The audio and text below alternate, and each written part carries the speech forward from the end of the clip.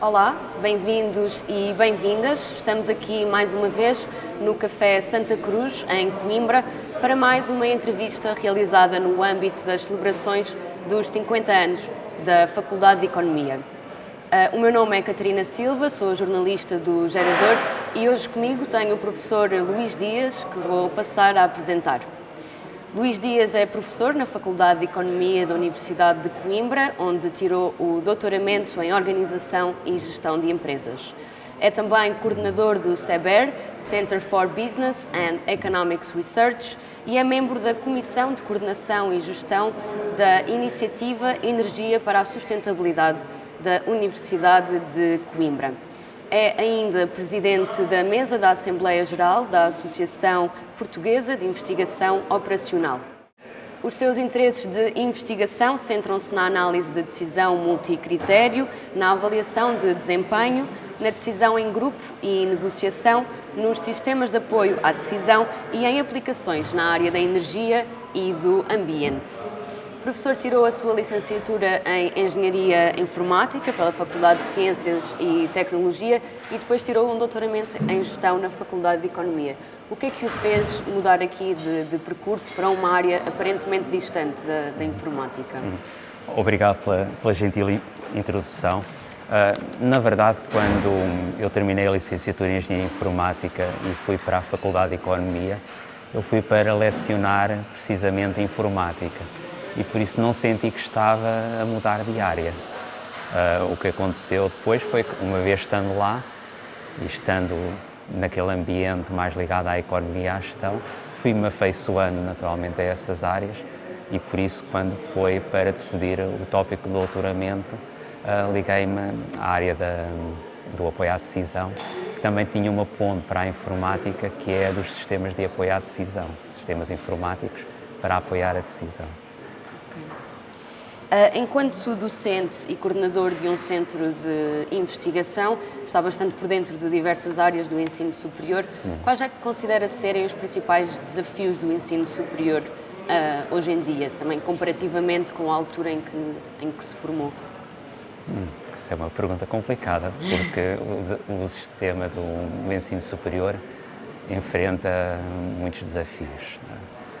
Um dos primeiros é que o mundo está em constante transformação e as universidades precisam de ter a flexibilidade suficiente para se irem adaptando ao que se passa ao seu redor no mundo. Hoje, por exemplo, fala-se muito na inteligência artificial, no chat GPT e na forma como isso pode transformar, quase do dia para a noite, a forma como se ensina e como se aprende. Isso é apenas um exemplo. No caso da Universidade Portuguesa, o principal desafio, penso que é o envelhecimento dos docentes. Ou seja, tem havido,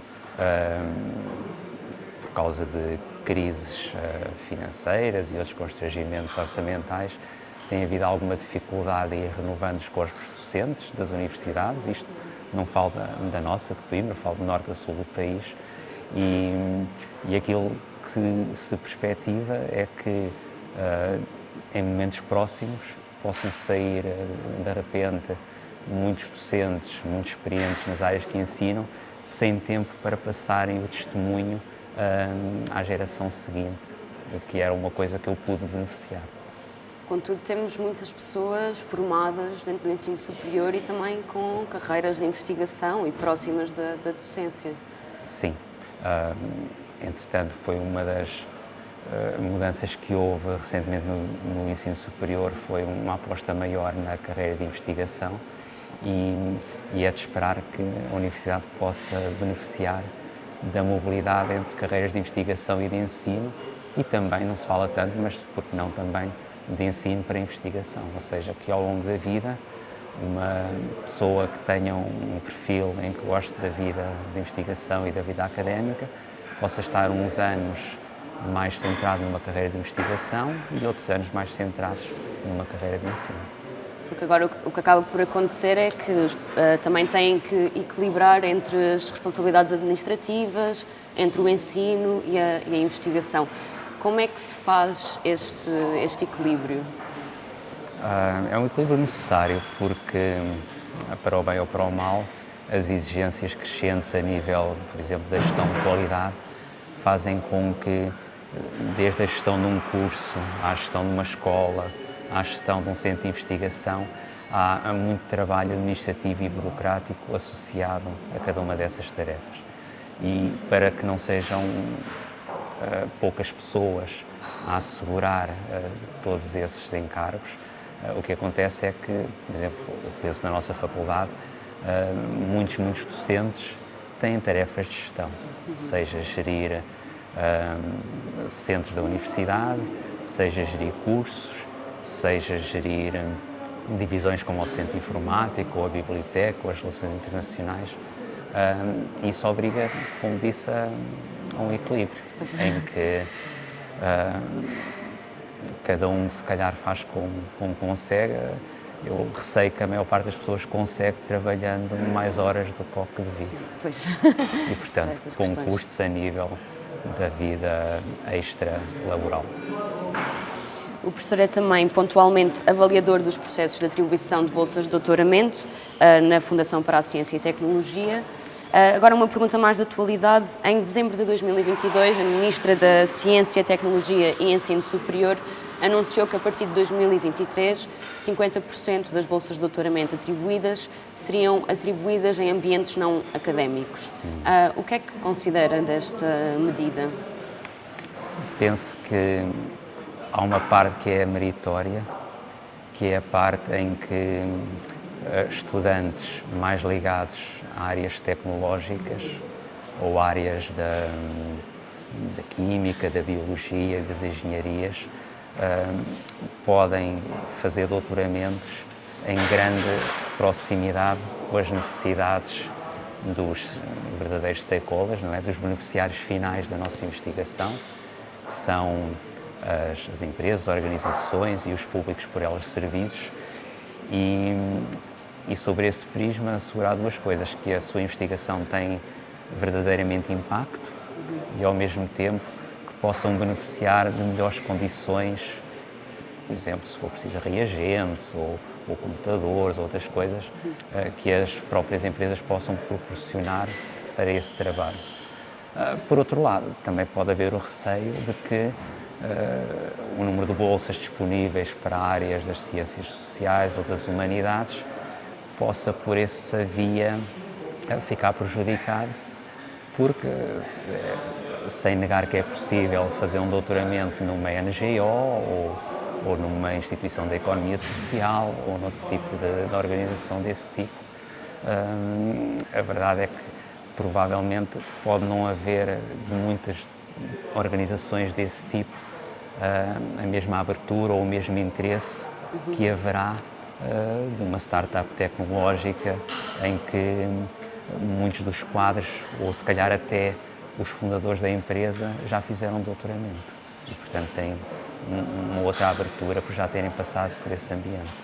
E concorda com o argumento que afirma que esta medida pode ter como consequência uma extensão da precariedade laboral associada muitas vezes ao regime de bolsa para outros setores, sendo que, por exemplo, os bolseiros, neste caso, não têm direito a uma série de direitos, passando o pleonasmo, tal como o subsídio de desemprego ou o 13º mês. Existe este risco?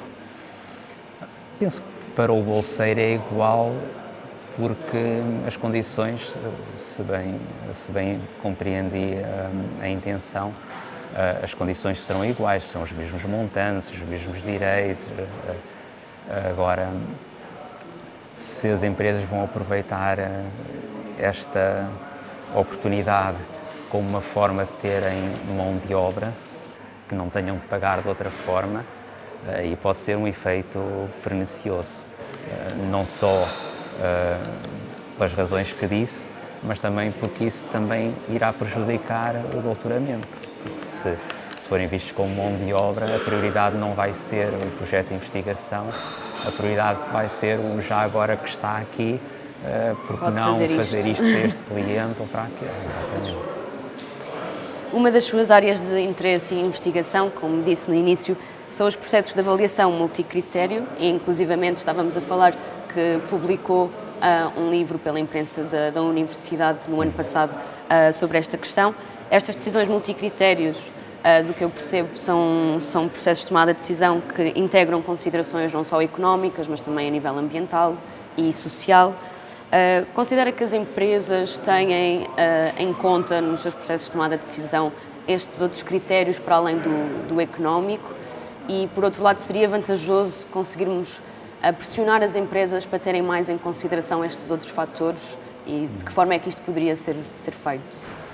Sim, quando eu falo nas decisões que envolvem vários critérios, para mim são todas, ou seja, raramente nós vamos comprar qualquer coisa, seja uns sapatos ou um automóvel, e dizer nós queremos o mais barato que existir. Não atendemos apenas ao custo, mas queremos saber da qualidade e de outras características daquilo que estamos a avaliar. As empresas também, ou seja, e cada vez mais consideram, para além da vertente económica, consequências noutro tipo de assuntos, nomeadamente ambientais, mas também de índole técnica.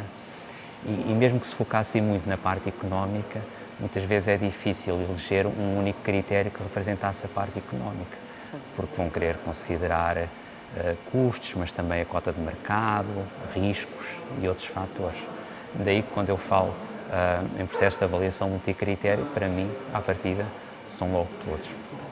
O que se sabe de alguma investigação que tem sido feita é que as empresas ainda assim ficarão muitas vezes por pensar em poucos critérios de avaliação. Tipicamente consideram poucos. Então uma das coisas que nós procuramos ensinar é como é que perante um problema ou uma oportunidade de decisão podemos gastar um bocadinho de tempo a pensar em primeiro lugar nos objetivos, na questão da decisão e com isso tentar assegurar-nos que não há objetivos importantes que sejam esquecidos. Porque se considerarmos todos os objetivos que são importantes, isso vai nos ajudar a gerar melhores alternativas e a fazer melhores escolhas. No fundo, aquilo que pretende com esta ideia do apoio multicritério à decisão não é chegar ao pé de uma pessoa que decide, ou uma entidade que decide e dizer escolham este, é sim guiá-los através de um processo estruturado que através de várias etapas ajude quem decide a encontrar as melhores decisões para o problema que conhece melhor se calhar do que a pessoa que a está a ajudar a decidir. Ou seja, a ideia é apoiar quem decide e não substituir quem decide. Como estava a dizer, a sua investigação foca-se muito nesta questão.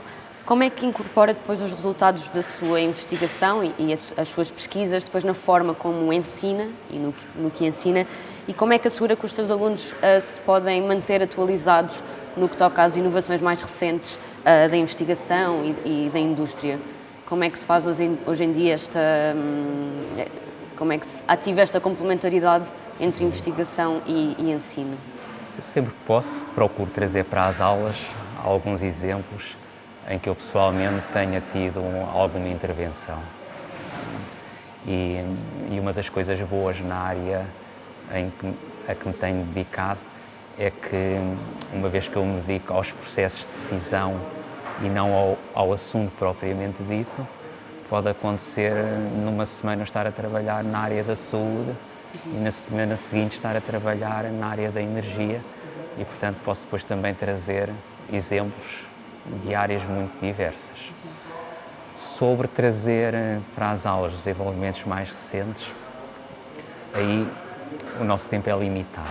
E então há temas clássicos que nós não conseguimos evitar e que têm que ser dados, apesar de já virem de há muitos anos atrás.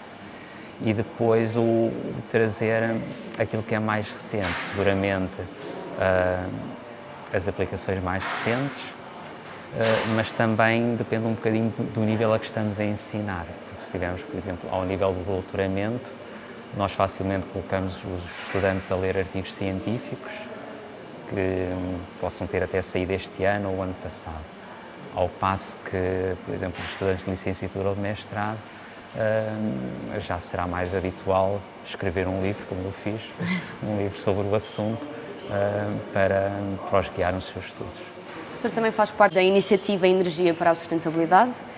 Como explicou, é um grupo de professores de diferentes faculdades que dinamizam atividades sobre este tema e que inclusive já criaram um mestrado e o doutoramento com o mesmo nome e área de especialidade, neste caso energia e sustentabilidade. Vivemos numa altura em que muito se fala da questão energética, sendo que a transição energética é um dos principais objetivos da União Europeia, nomeadamente para reduzir a dependência dos países da União Europeia ao gás natural, num contexto da guerra na Ucrânia. Começando, indo por partes, podia começar por dizer-nos o que é isto da transição energética? O que é que queremos dizer quando falamos disto? Diferentes pessoas poderão ter diferentes respostas para esta questão, mas na essência é a transição para fontes mais limpas e tentar procurar que os nossos usos da energia, que acarretam a necessidade de gerar eletricidade ou de converter outras fontes, não dependam de recursos que nós sabemos que se esgotam e que causam externalidades negativas para o ambiente, nomeadamente os combustíveis fósseis. Sobretudo esta transição dos combustíveis fósseis para as chamadas energias verdes. Portugal é um dos países da União Europeia, se calhar, mais vulneráveis às alterações climáticas, enfrentando um contexto de seca extrema e, por outro lado, as energias renováveis, como os grandes projetos de parques fotovoltaicos ou a abertura de minas de minerais raros, de lítio, que são minerais necessários para a produção de baterias elétricas e outros componentes necessários para as eólicas, por exemplo, também colocam uma pressão sobre o território, sobre os recursos hídricos e sobre a floresta. Como é que se ultrapassa este paradoxo? E existem verdadeiramente energias limpas? Para ultrapassar é preciso, em primeiro lugar, conhecer.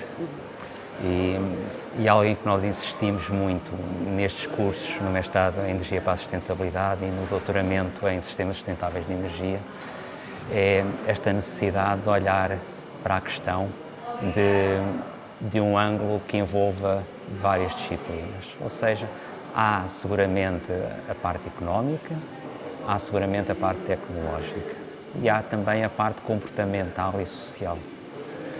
Então, quando nós falamos em qualquer tipo de tecnologia, incluindo as energias renováveis, nós temos que começar por ver que há todo um ciclo de vida associado a qualquer produto ou a qualquer serviço que nós utilizemos. Desde a extração de materiais, até à produção, utilização e mesmo a parte do final de vida. E por isso, quando nós falamos em requalificar um edifício, em mudar os nossos eletrodomésticos ou em fazer uma transição de centrais a carvão para centrais, por exemplo, fotovoltaicas, ou em mudar de veículos a diesel para veículos elétricos, nós temos que ter em atenção que há em todo esse ciclo de vida um conjunto de impactos que devem ser contabilizados e tidos em conta para fazer o balanço final. E geralmente o que se conclui é que a resposta é depende. Ou seja, depende. A resposta é depende. Ou seja, então um veículo elétrico é ou não melhor do que um veículo a gasóleo? E a resposta é depende. Depende de se, por exemplo, o veículo for carregado num país em que a maior parte da energia elétrica é gerada a partir do carvão, se calhar é melhor ficar com o veículo a gasóleo. Mesmo em Portugal, num trabalho que se fez, um doutoramento no nosso curso de Sistemas Sustentáveis de Energia, um bocadinho para nosso desgosto, percebeu-se que o veículo elétrico era carregado à noite e, na altura, isto já foi uns anos atrás, à noite a eletricidade era sobretudo gerada a partir de carvão. Portanto, punha-se em causa o benefício ambiental do veículo elétrico. Indo ao encontro da questão nas energias renováveis, todas elas têm também os seus custos escondidos, ou seja, nós já temos energias renováveis há muitos anos, temos as barragens, e todos já sabemos que para as barragens é preciso grandes construções, requereram muita energia e muitos materiais para serem construídos. Foi preciso inundar terrenos, inundar às vezes aldeias e outras povoações.